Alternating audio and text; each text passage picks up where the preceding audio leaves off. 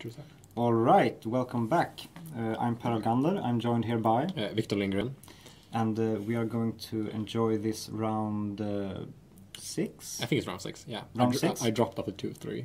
I dropped at the 0-2. So we're going to enjoy this round 6 of the Scandinavian Open Legacy section. And today we have two of the, I would say, top decks. Yeah, they're at least the top 5 decks, I would say. Right. Yeah. So on the one hand we have Larsson playing his so-called treasure cruise deck, but in fact it's actually just a Shardless agent deck. Yeah, it's a pretty standard 75. Yeah. He plays a Mainstream Pulse and 2 Toxic Illusion main. Yeah. And his opponent is on Patriot Aggro. Not like the deck we saw last round. He's a more of a turn 2-3 instead of 1-2 instead of 2-3 as his opponent. He plays 4 Delawares instead of the Pyromancer. Yeah. And also, did his opponent play True Name Nemesis? Yep, he played 3 True Names actually. And this is only 2. Yeah, and Martin, who's piloting this Jeskai deck, also plays Days, which wasn't played in the last game. Well, it's a tempo deck after all. Yeah, I mean, if you're playing Delver, of course you're surely playing Days, yeah. right? So it looks like they have shuffled up and are taking a look at their 7s. Let's see. And these, by the way, are 2 local Stockholm players who are frequenting Dragon's Lair on Wednesdays. So I'm sure that they have played this matchup out a couple of times at least. So yeah. They know what's going on, and they also know what their opponent is on. Yeah. I would suspect. We see a Shardless and an Ancestral Visions, I think it's called. Yeah. Yeah, in Lewis' hand. Mm-hmm. And of course, Death Ride is going to get plowed. Right, so Martin having the more defensive opening with just Tundra and keeping swords up.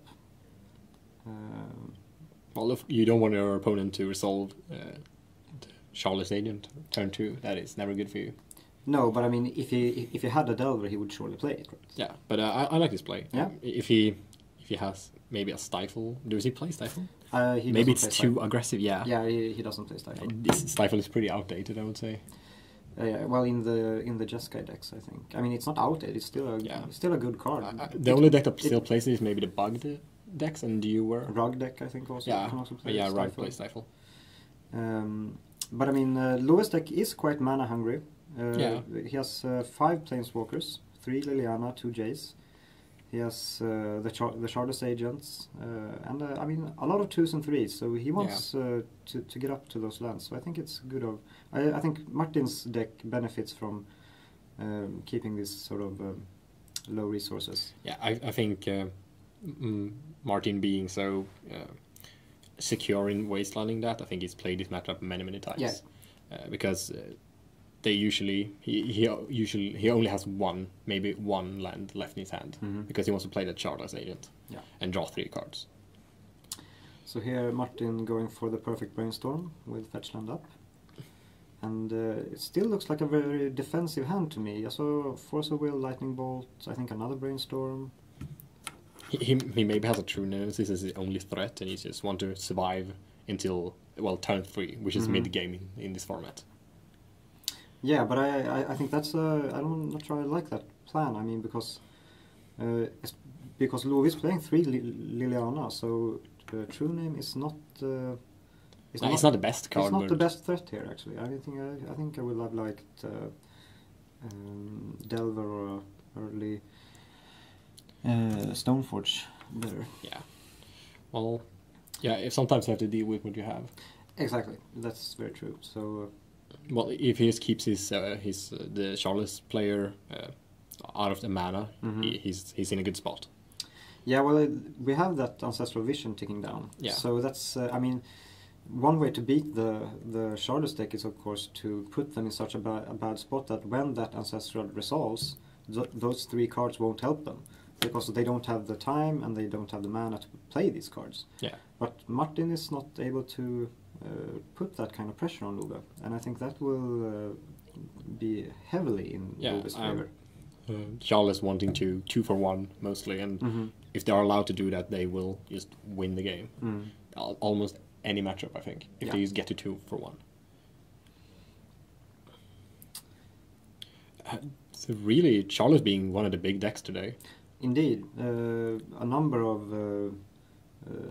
How many? I mean, you have been more on the floor than I have. Yeah, I played versus 2 Shardless. I won against both of them, and my 2 friends, Victor and Christopher, who plays here earlier, near me, plays Shardless as well. Yeah. And I know of I think at least 5 people, so it's maybe 10% of the field at least.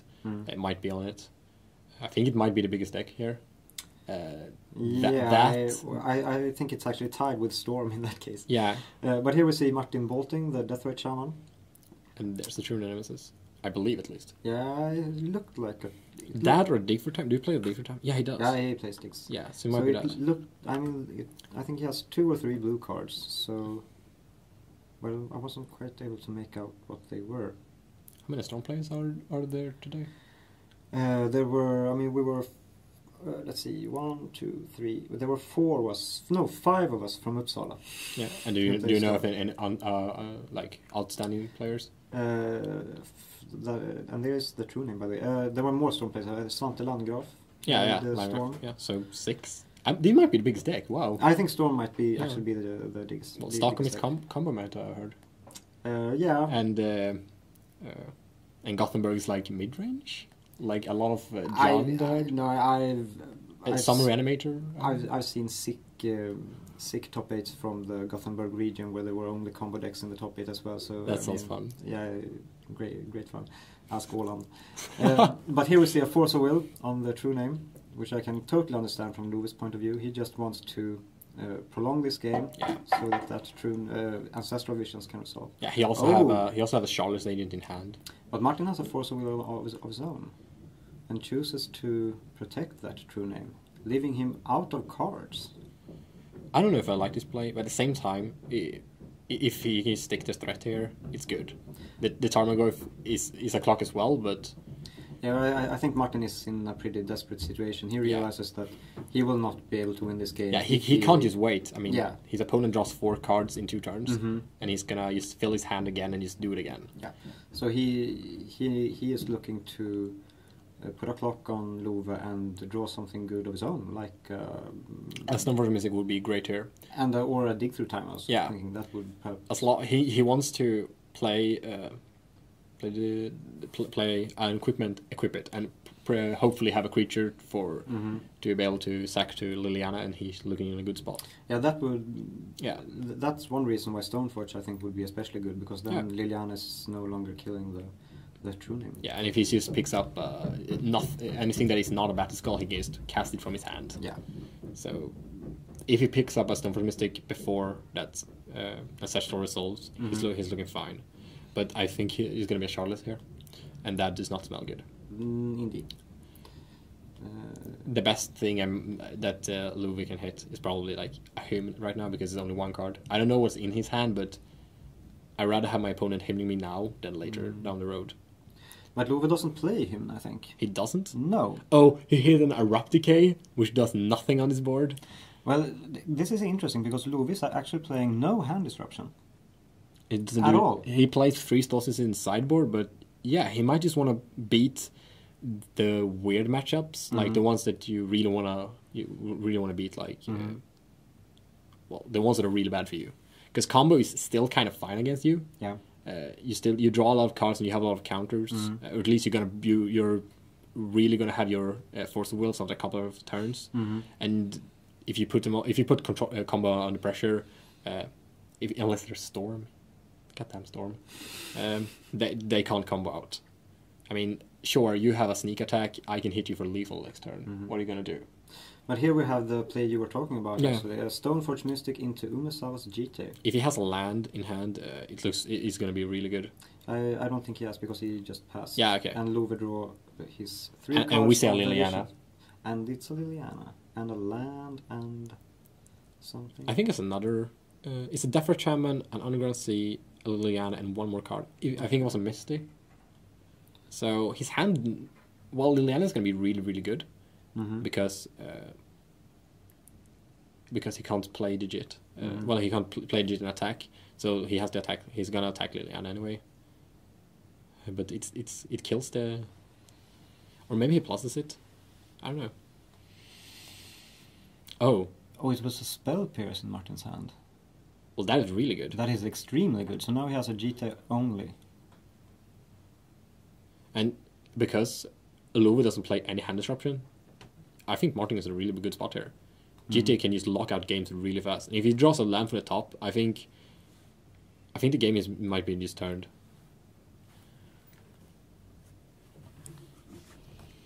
Yeah, this is looking much better for Martin, no doubt. But he needs that fourth land, actually.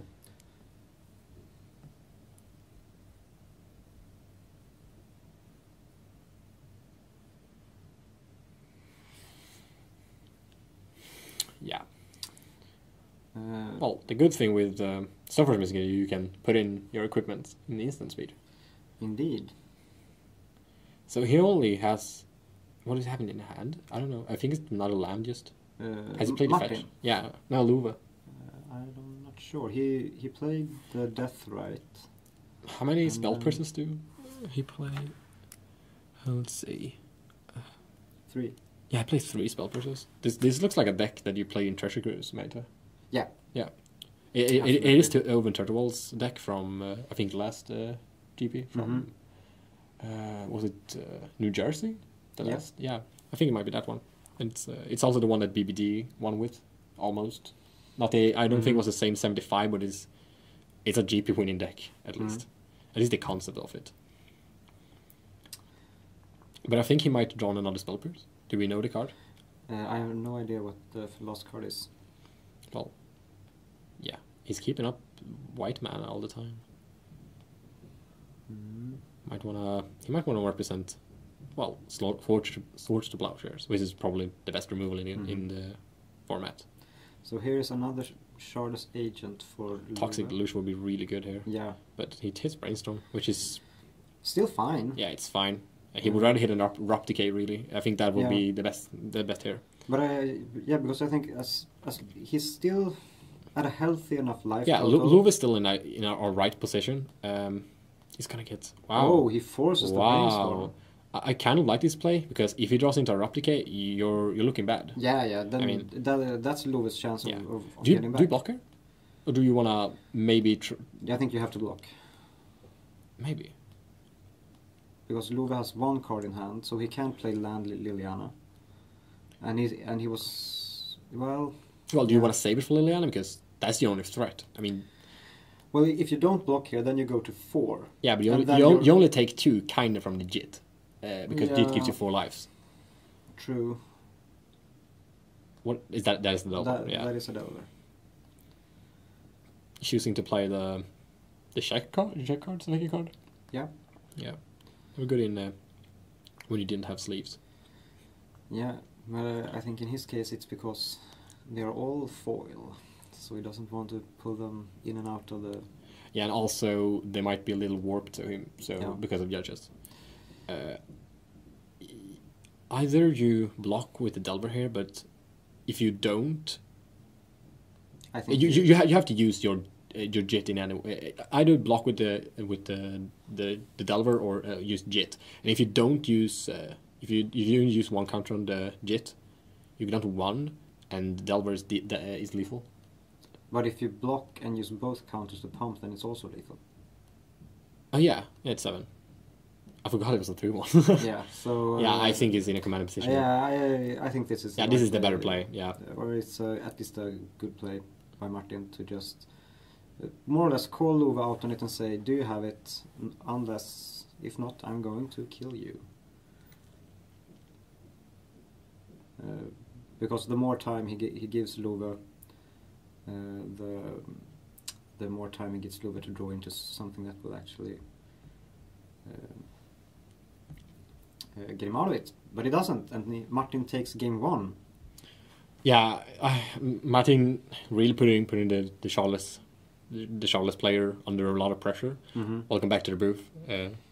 My name is Victor, and this is Paragander. I was called your nickname. Please don't. Yeah, but I think actually Martin played that very well because it didn't look that great. His hand in the start. Yeah, well, It was pretty. It was. Yeah. It was a very defensive hand against a bug player who had an ancestral visions ticking down, and that's not what you want to do. Yeah, but well, Luva has two cards that actually take care of the True name. true name. No, he has 5. He has 5. 3 Lilianas and 2 Yeah, Torches. yeah. Liliana's also taking care of. So Well, yeah.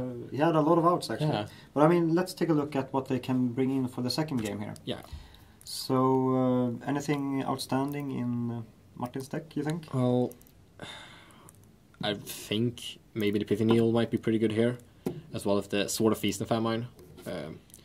I don't really want to take in the Rest in Pieces because you play Snapcaster yourself and Dig for Time, and you usually take them in when you're against like maybe a graveyard control deck, a combo deck. So I think you're probably going to bring in the Pithy Needle and the Sword of Feast and Famine. Because, well, Pithy Needle being really good against Liliana, and also Shardless relies a lot on your mana dudes, the Death Shaman, and if you can lock that out turn 1 and maybe waste them turn 2, because you're on play, you maybe just win. That's what I do in Death and Taxes, and I think it works in this deck as well. I think it works in every deck if you have a wasteland. He plays 4 wastelands. He's going really greedy. I don't think he will play Wear and Tear. He didn't see any real hate cards. He might bring them in if he expects something. But then... Yeah, I would not expect something. No, that's right. I mean, I think he has... Trying to foresee hate cards that are not obvious, like Blood Moon maybe from the... If you play Shardless and you play against Miracles, and they're going to bring in Blood Moon, but here is nothing is obvious. Right. So Love, he has not much from what I can see. He has a bunch of white cards, but I don't think he wants to make his mana any worse. How many? He has 4 Meddling Mages, 1 Containment Priest, 1 Swords of Plowshares, 1 Savannah, 3 Thoughtseize, 1 Duress, 1 Leyline of the Void, 1 Knight of Soul's Betrayal, 1 Null Rod, and 1 Notion Thief. Savannah being his only white source? And Deathrite Shaman. Oh yeah, true, Deathrite Shaman. I mean, that's an old trick with these bug lists that you have 4 Meddling Mages and 1 white land in the board. Yeah. And you bring it in against only those decks where you are not getting wastelanded or where your Deathrite Shamans can live in peace. I might bring in the Thoughtseize or the Duress, because you can take his the Stoneforged card. Yep. Null Rod might be pretty good here, shutting out everything except Battle Skull, right? I think I mean you can you can put your Battle Skull in and you can attack with it, but you can't equip it. Yeah. But if you get rid of the token, then you can't re-equip it. You can't bounce it. So and you play 4 Erupticase. Yeah, and 1 Maelstrom Pulse. Yeah, so. and also the Deluge, which is some kind of removal, and Liliana. So I might bring in the Null Rod. It's really good to like take out his Jit. Which is probably the best card in the matchup, if he gets it on top of a True Nemesis. And if True Nemesis does not have an equipment, it's just a 3/1 for 3. Yeah, then it's which not is unblockable. It's not as fearsome. Yeah, it's pretty terrible, really. If you don't have... It's okay. Yeah, but for Legacy standards, I mean, if it's a 3/1 that can not be killed, fine. But if I have a Goyf, it's kind of overrated. I mean, that might be one plan Love is on, to sort of bring in the hate against the equipments, and then just go, well, my Goyfs are bigger than your... Yeah, and I have removal for everything else. You can hit me for 3. If I kill your Delver and just hit you for 8, 5 and 8 or 4 for that matter, I'm still gonna win the race. True. And everything that dies grows to Tarmogoyf. So... Do you think Notion Thief might make an appearance? I think Love might be tempted to bring it in, actually, because we all dream about that in response to your Brainstorm Notion Thief. I've done it. I think Marcus has also done it. Yeah, I mean, many people have done it, but so he might be wanting to live the dream, so to speak. But I would actually like him to play a bit more sober and a bit more careful, and just bring in the some discard. Maybe a Null Rod, I wouldn't object to that. Maybe, I think probably a Duress at least.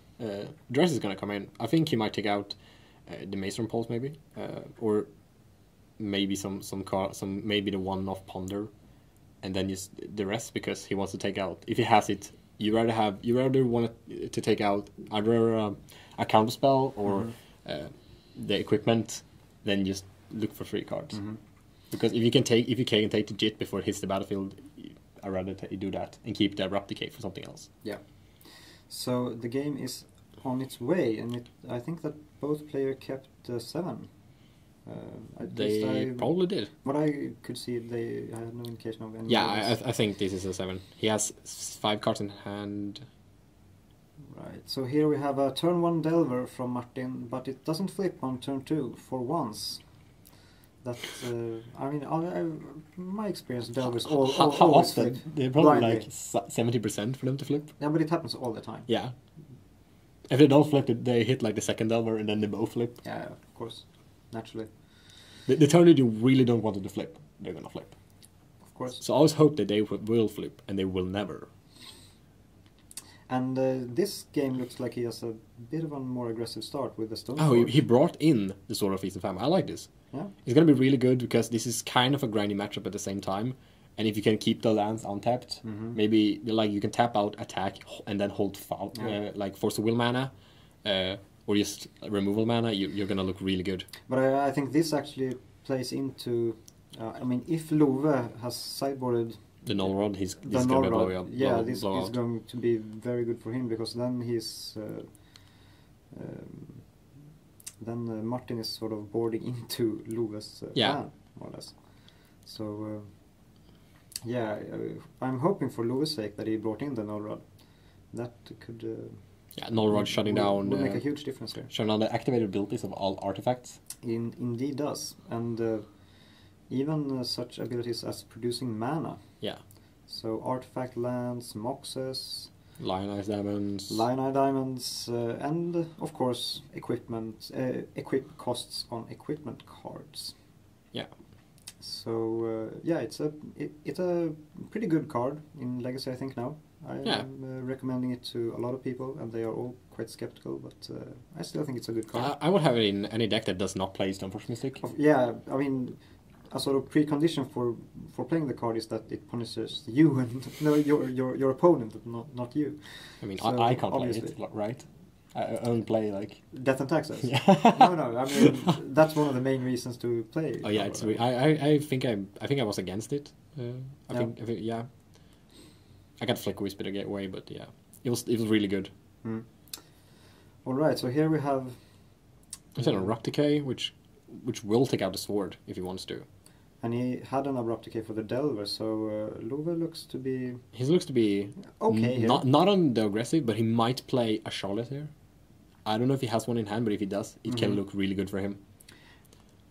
I actually just like for his position, if he just say he suspends Ancestral Visions here and keeps up Abrupt Decay. Yeah, that's also a really good play, and it might look like what now he's playing the Shardless. Okay. So what is he looking for? A hymn or a Abrupt Decay? Well, he doesn't have any hymns. Yeah, he doesn't have any hymns. So the Brainstorm, not the best one. No, and it gets Spell Pierced. Let's see. A Battle Skull. He had it in hand. Sneaky. Charles is having a big problem taking out Battle Skull. Yeah, you can kill the token, but it's gonna come back. He has one of Maelstrom Pulse, but yeah, but you have Martin will try to keep the 3 mana up so we can return that Battle Skull. Yeah, or probably. Yeah, I think this was not something Love expected. But he has Toxic Delusion hand though. He does. Yeah, which is really good. And 2 copies of Ancestral Visions. So looks like and I think he even might. Yeah, he has a Liliana as well. So if he Toxic Deluge here and then just go with Liliana, it's gonna go really well. But Martin gets to untap. Yeah, because he can't block. Martin either used the Stoneforge Mystic's ability to put in the Sword of Fire Knight, Sword of Feast and Famine, and then equip it on the Battle Skull attack, then untap all his lands from the Sword's ability. So Love there discarded Ancestral Visions to that sword. I think you must try to jam the Toxic Deluge here. Yeah, but it's so bad if it gets countered. Yeah, but I think you have to, or else you're looking dead in a couple of turns. Yeah. Not in a couple of turns. Because now that the Battle Skull is even harder to deal with because yeah, he's gonna get JIT equipped, which is but the token has protection from black and green, so you can't even abrupt decay. Yeah, exactly. So yeah, I'm not sure what Love's. I think I agree. Love's out here is just to play that Toxic Deluge and for 6, take a bunch of damage. Yeah, he's on 4, and Martin plays 4 lightning bolts. Yeah. And also with 2 dig free times, which is not very fun for Luva. Yeah, so Luva might be going down to a very precarious life total here. But I mean, if he doesn't play it, that Battle Skull is just going to hit him for 6. Yeah, and then he can't do anything about it unless he draws. Yeah, nothing. Mason Pulse does not kill it. He kills the Battle Skull, but he needs he needs a 4th land and a 2nd abrupt decay. Yeah. Then he can first abrupt decay the sword and then abrupt decay the token. But then, yeah, the Battle Skull is just gonna. He might just keep it up. Kill the sword and block with Shardless Agent. That might be a play, but I like trying to deluge here more, because what do you do the next turn when you just equip JIT? Because they're probably going to equip JIT to the Stoneforge Mystic, and then you're in bad shape. But I think I saw a Force of Will in Martin's hand, so... Yeah. But I mean, what is the upside of decaying the sword here? And you can block. Well, you can block and then you can deluge for less. That's the idea. Well, maybe not, because JIT is really good. So he might just if JIT connects, he still needs to pump for 6. And he goes down to 2, which is even worse. But Martin can't put in the JIT. No, he can. He can, right? And all right. He can also play it if he wants to, but I don't think he wants to. He wants to put it in. So Luva goes for the plan of suspending Ancestral Vision, keeping up Abrupt Decay, probably going to kill that sort of Feast and Famine. And there's not much Martin can do about the Abrupt Decay, but as you said, he has that GT, and he does have a bunch of creatures in play, simply. That are going to attack Luva for a bunch of damage. And he even has a Wasteland, putting Luva even further behind. Yeah, he can't deluge now. Did Martin have a Force of Will in hand? I don't know. I think he did, which I think just locks up this game. He can't play anything except Abrupt Decay because it's uncounterable. But still, you're taking 2, or you're taking 1, but still is a jitter hit, which is worse than taking almost anything. And here we indeed see the Abrupt Decay on the sword. He put it on the, well. And then a block. Yeah, he wants a life total. And that, of course. I don't know if I like. Oh yeah, he blocked the Battle Skull. Yeah, true. Yeah, that was the best of plays, but it's still looking really bad for him because he can't. He can go down to 2 still if he goes to play the Toxic Deluge, and he found so he boarded in the sword. So he has like 1 mana source. Yeah. He has a Swords to Plowshares which he can't play, so he just plays the Battle Skull. Tarmogoyf. Well, they're kind of the same size. Yeah. 1 having Vigilance though. It's really big. It is very big. I think it's at least a 5. But it doesn't matter here because JIT is a card. It is indeed. It's a very powerful magic card. And Rest in Peace makes that Goyf even smaller. It's an 0-1. It's the most insignificant of Tarmogoyfs. Yeah, I think he's just gonna minus the Tarmogoyf. He doesn't. Huh? He's playing this extremely safe. But what is he playing around? I don't know. Or did he actually kill that Tarmogoyf because he removed 1 counter from the Jets? No. He showed like the blocking motion, so yeah, I guess he missed it. But Martin may have said, no, I, before blocks I want to. Yeah, okay. But I have no idea what they are doing there.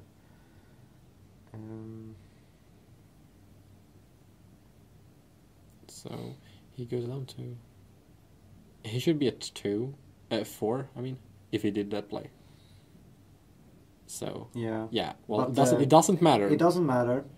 Martin Stark has taken this game 2-0 over Larsson. Yeah, it's really showing the strength of a tempo deck against the Shardless. But it wasn't really a tempo deck.